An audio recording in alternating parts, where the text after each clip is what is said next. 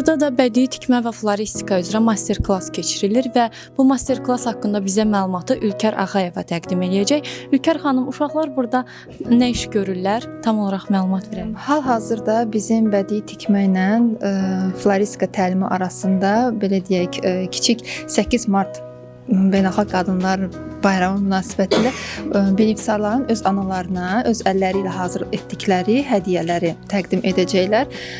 Bizim təlimimizə aid olan materiallardan istifadə edərək kiçik bir pano hazır edirik. Hal-hazırda kiçik belə bir hədiyyə hazır edirik, hansı ki uşaqlar öz əlləri ilə öz işlərini düzəldirlər və analarına hədiyyə verəcəklər.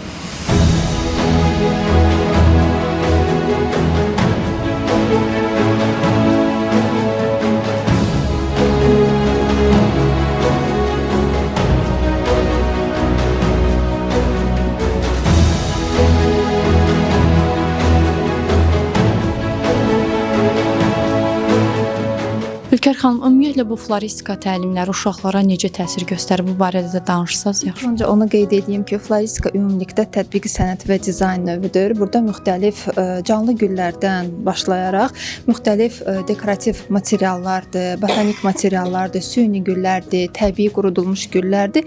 Bütün bu materiallardan istifadə edərək müxtəlif əl işləri daxil kompozisiyalar hazır etmək olur. Qruplarımız 2 hissədən ibarətdir.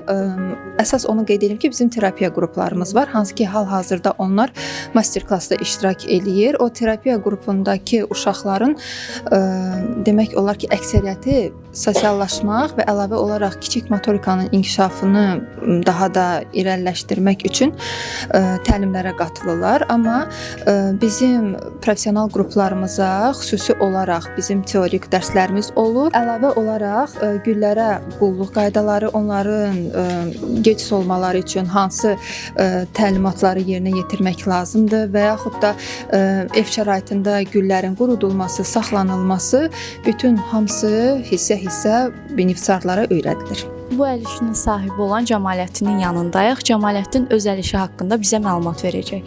Cəmaləddin, bunu necə düzəltmisən? Nə üçün? 8 Mart Beynəlxalq Qadınlar Günü.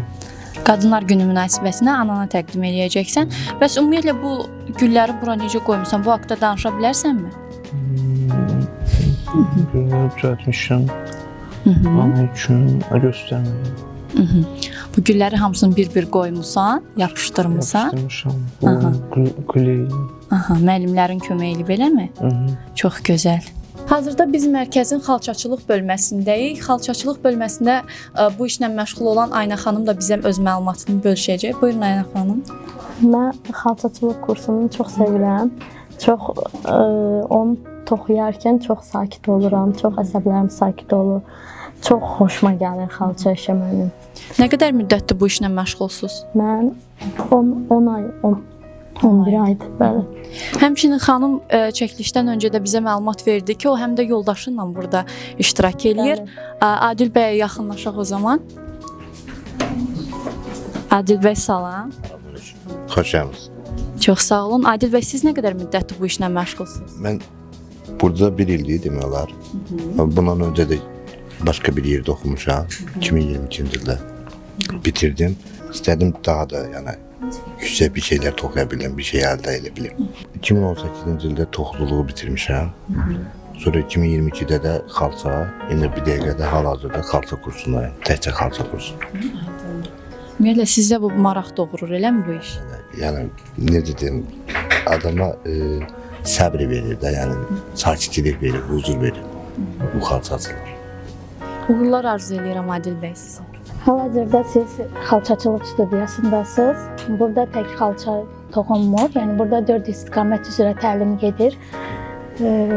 Xalçaçılıq, xalça eskizlərinin hazırlanması, dərzilik və bədii tikmə.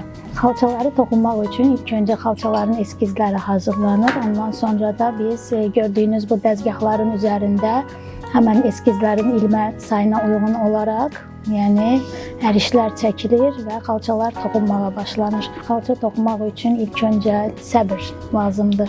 Biz ilk öncə benefisiarları seçərkən komissiya vaxtı onların diqqətini, səbrini və kiçik motorikasını yoxlayırıq. Yəni özünüz gördüyünüz kimi xalça toxumada alətlərdən istifadə olunur, kəsici alətlərdir. Yəni onların bəziləri yüngül olsa da, bizdə döymək üçün həbə, biraz ağırdır.